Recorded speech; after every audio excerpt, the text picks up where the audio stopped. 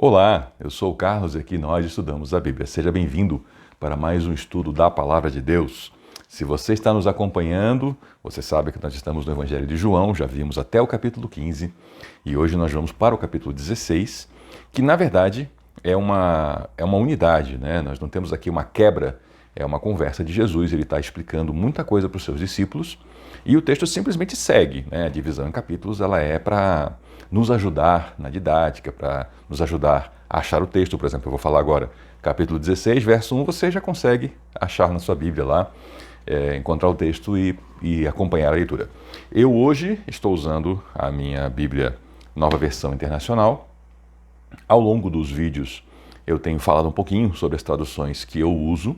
São diversas traduções que eu gosto de usar, eu gosto de comparar a mesma verdade escrita de jeitos diferentes. E isso sempre acrescenta conteúdo. Mas vamos lá. Jesus vinha, no capítulo 15, ele vinha falando diversas coisas e ao final do capítulo 15 nós lemos que ele estava falando sobre o ódio do sistema mundano, do sistema perverso, contra os discípulos. Por quê? Porque o Deus Pai, ele enviou Jesus com uma missão. Jesus trouxe ao mundo, trouxe à existência terrena as palavras do Pai. O sistema mundano odiou Jesus.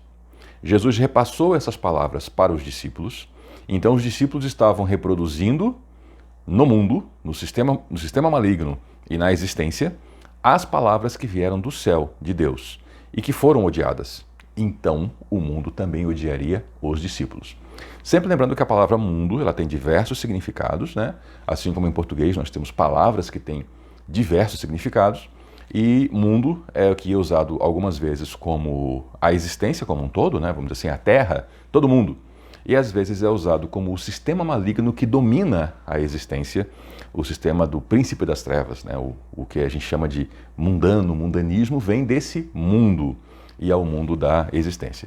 Não é difícil você entender isso, em português a gente tem muitas palavras que conforme o contexto que você está aplicando, elas vão ter significados diferentes, né? Cachorro, por exemplo, né? Cachorro, cão, é um animal, né? E nós temos outras formas de usar. Quando se fala que alguém é um cachorro, né? Não se está dizendo que essa pessoa é um animal de quatro patas, peludo. Não, se está fazendo, na verdade, uma forma pejorativa de tratar, né? Cão, né? Cão existe, por exemplo, uma peça de arma de fogo que é o cão da arma. Existem localidades na geografia que têm o nome de cachorro ou cão. Então a gente sabe, tem palavras com muitos significados, aqui é o caso, né? Eu estou insistindo um pouquinho nisso porque às vezes eu vejo aí algumas interpretações, né, da Bíblia, normalmente são versículos pinçados fora do seu contexto. E as pessoas, ao pensar o versículo, também não percebem de que maneira que a palavra estava sendo usada e saem algumas interpretações, no mínimo estranhas. Se você nos acompanha aqui há um tempo, você já sabe como nesse canal nós prezamos pelo contexto. Todo o texto da Bíblia, aliás, todo texto, né, que você lê na vida, você deve entender o contexto dele. O que é o contexto? É o que está escrito antes, depois, o momento, o conteúdo geral daquela obra, a forma de o autor se expressar. Você sabe, pegar uma frase sua, se tirar uma frase sua assim, isolada, e apresentar essa frase pode dar uma impressão completamente diferente do que você está falando em relação a quem realmente você é, né? Então Jesus vem dizendo, né? E aí no finalzinho do 15 ele falou, né? E vocês também testemunharão, pois estão comigo desde o princípio. 16. Eu tenho dito tudo isso para que vocês não venham a tropeçar. Vejam que desde lá do começo dessa conversa, quando Jesus estava ainda lá no cenáculo, essa conversa ela tem um momento em que Jesus anuncia, né? Pedro fala que vai com Jesus até a morte, onde for, e o Senhor fala, não, você vai me negar antes que o galo cante. E aí ele já junta, né? Mas não se perturbe o coração de vocês, creiam em Deus, creiam também em mim, na casa do meu pai há muitas moradas. E ele vem trazendo palavras, então, de conforto, de direção, de orientação e de alerta. Então ele falou assim, olha, eu tenho dito tudo isso para que vocês não venham a tropeçar. Por quê? Porque eles vão passar por grandes apertos. Eles não tinham passado ainda por grandes apertos. E aí o Senhor queria que eles soubessem disso para que eles pudessem entender que tudo isso estava no controle de Deus. Quando Jesus caminha para a cruz, ele sabe o tempo todo que tudo está no controle de Deus. Nós veremos ainda as conversas dele com Pilatos, Jesus tinha plena consciência de que a única autoridade sobre ele era Deus. Então todo aquele plano estava se desenrolando e o que aparentava, e para algumas pessoas ainda aparenta como sendo uma derrota na cruz, era na verdade a vitória de Cristo, a sua entrega plena e perfeita. E ele quer agora que os discípulos entendam que eles também estão dentro desse plano, para que eles não tropecem. O que é o tropeçar? O tropeçar é o que leva à queda, é o que leva a pessoa a abandonar a sua fé, a perder as suas esperanças. É quando a pessoa acha que tudo deu errado e que, na verdade, ela acreditou em coisas erradas. Então, Jesus já está explicando aqui para eles, explicando desde essa hora, e isso vai ser lembrado para eles lá na frente pelo Espírito Santo. Jesus nos falou já anteriormente, que uma das funções do Espírito Santo era lembrar a eles tudo que Jesus falou, e eles, quando passassem por seus apertos, nós temos isso nas histórias de perseguição e até mesmo de morte dos discípulos lá no começo das eras, e infelizmente até os dias de hoje, as pessoas se lembram das palavras de Jesus e perseveram na sua fé. Um breve parêntese aqui, eu citei que até no dia de hoje, talvez você não saiba, nos dias de hoje acontecem perseguições a cristãos por serem cristãos.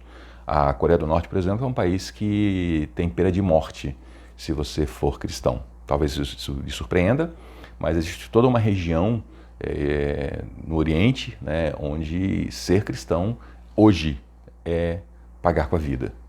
Se você quer aprender um pouquinho mais sobre isso, eu lhe sugiro um site na internet que representa uma grande obra que acontece no mundo todo, chamado Missão Portas Abertas. Você pode descobrir muita coisa lá sobre perseguição a cristãos no dia de hoje. Mas vamos voltar aqui.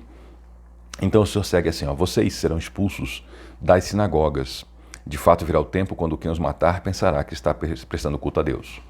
A sinagoga, ela era o local de reunião de um grupo de judeus, era o local de oração. E sinagogas existem pelo mundo todo.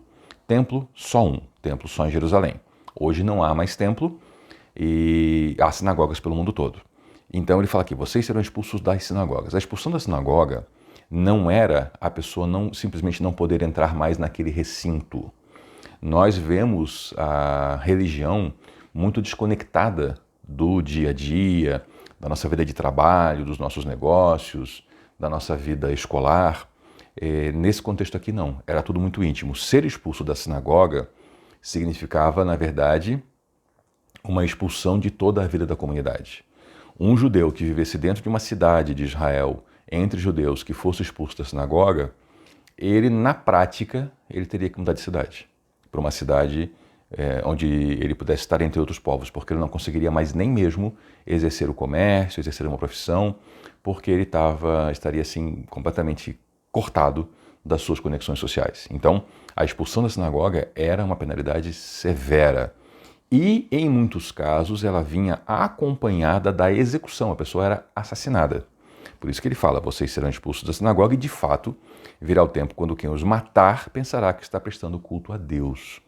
De fato, ao longo da história, muita gente cometeu homicídio, considerando que com isso agradava a Deus. Nós temos histórias desde lá dos primórdios do Antigo Testamento, e nós vamos vir por toda a história do Antigo Testamento vendo isso, gente que se julga tão elevado que acha que pode, em nome de Deus, até mesmo tirar uma vida. Que acha que pode, em nome de Deus, ir lá e matar aquele que pensa diferente dele. E nós vimos isso acontecer ao longo da história da igreja cristã.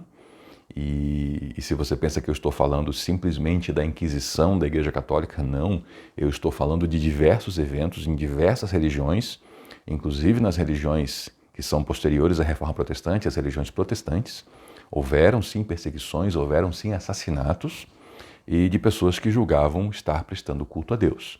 E a motivação para esses assassinatos era que as pessoas se sentiam profundamente ofendidas pela pregação do autêntico Evangelho de Cristo, do Evangelho do amor. Nós vamos ver isso ainda no livro de Atos, como aconteceu, por exemplo, com Estevão. E essa prática é terrível.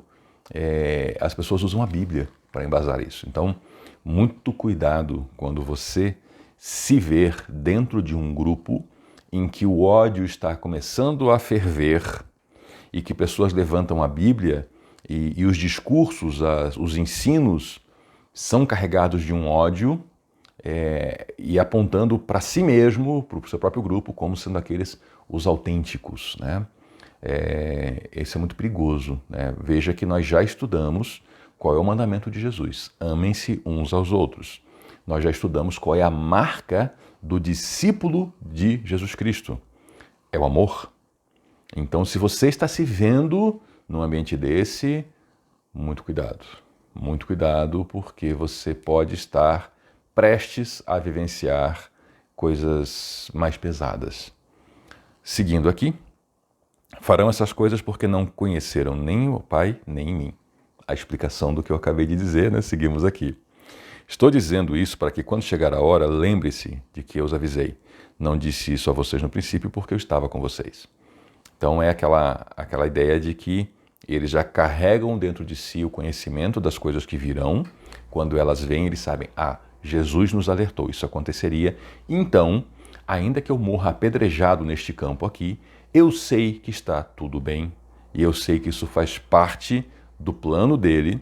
Infelizmente, essas pessoas aqui que vão me apedrejar não querem fazer parte desse plano, por isso elas me matam, mas eu estou seguro em Jesus Cristo. É essa a ideia, né? E ele falou, eu não disse a vocês no princípio porque eu estava com vocês. Quando Jesus estava fisicamente na terra, o foco do ódio era Jesus. Então, ele era o escudo até realmente físico deles, né? Todo o ódio estava apontado para Jesus, eles eram apenas os discípulos.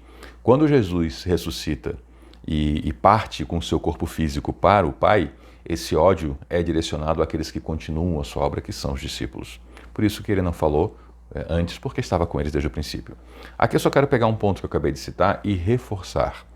Jesus Cristo, ele ressuscitou em corpo físico, material. Nós lemos nos evangelhos que ele, inclusive, comeu com os discípulos depois da ressurreição, então ele não era um espírito. E nesse corpo físico ele foi para o Pai, onde ele está. E essa é a promessa dele para nós, que nós o seguiremos também na ressurreição em corpos físicos. Os gregos dessa época aqui, desses textos, eles tinham um problema muito sério com isso, porque eles tinham toda uma ideia, uma tese de que a matéria ela é inferior e o espírito é superior. Na verdade, o ser humano completo, né? Ele tem corpo e tem espírito. É aquela ideia que eu já ouvi, né? Que o corpo sem espírito é um cadáver e o espírito sem um corpo é um fantasma. Então a ressurreição ela é completa. E ainda hoje há pessoas que negam a ressurreição física de Jesus Cristo. Eles ainda não conseguem entender isso, ainda são, vamos dizer assim, sucessores desse pensamento grego antigo e acham que, não, corpo físico não, corpo físico é inferior, Jesus é um espírito. Alguns, inclusive, julgam que ele nunca teve corpo físico, mas há muito esse equívoco, né? Então, saiba disso, o que as Escrituras ensinam é que Jesus ressuscitou em corpo físico. Não é o tema aqui desse texto, mas eu achei importante sempre dar uma reforçada nisso, porque é um dos fundamentos da nossa fé, é a ressurreição. E se você vier até aqui, então está gostando do material, deixe o seu joinha, aproveite e se inscreva no canal, se não é inscrito ainda. Sempre importante lembrar, ative o sininho, senão você não recebe material novo, não recebe notificação. Comente aqui a sua experiência com a Bíblia Sagrada, com a sua leitura, compartilhe esse material com outras pessoas também, para que possam ter acesso.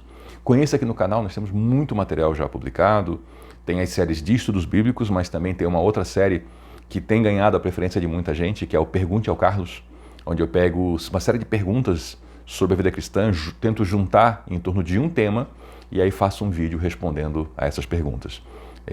Todo esse material está aqui no canal, está em playlists, você localiza fácil e aí consegue absorver um pouco mais de conteúdo. Muito obrigado por nos acompanhar até aqui. Eu sou o Carlos e aqui nós estudamos a Bíblia. Até a próxima.